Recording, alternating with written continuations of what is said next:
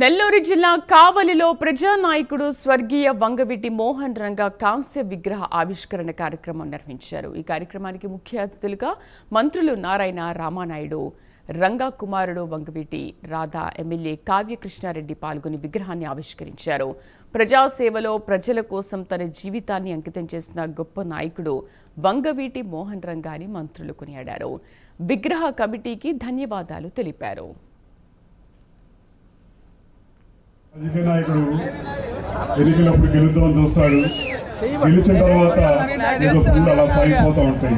కానీ ప్రతి రాజకీయ నాయకుడు ప్రజల్లో చిరస్థాయిగా నిలిచిపోదామని చెప్పని ప్రజల కోసం పోరాడుతూ ప్రజలతో పాటు వెన్నుదండుగా ఉంటారని చెప్పంటే ప్రజలు ఎల్లప్పుడూ ఆదరిస్తారని చెప్పని ఒక నిదర్శన వ్యక్తి వంగవీటి మోహన్ రంగా గారు చెప్పని ఎన్నిసార్లు గెలిచారు, ఎన్నిసార్లు ఏ పదవి అలంకరించారని చెప్పని కాదు. రంగా గారు కేవలం 85 నుంచి 88 దాకా శాసనసభ్యుల కింద ఉన్నారు.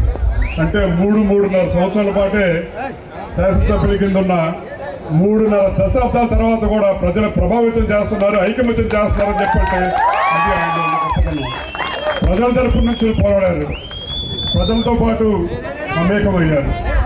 వ్యవస్థ పేర్లు మారుతూ ఉంటాయి కానీ ప్రజా సమస్యలు నిరంతరం అని చెప్పని భావించారు. కాబట్టి ఆయన సోదరులు పెద్దలు చేసిన దాంట్లో మేము కూడా సమితిగా మేము కూడా పులకించాం.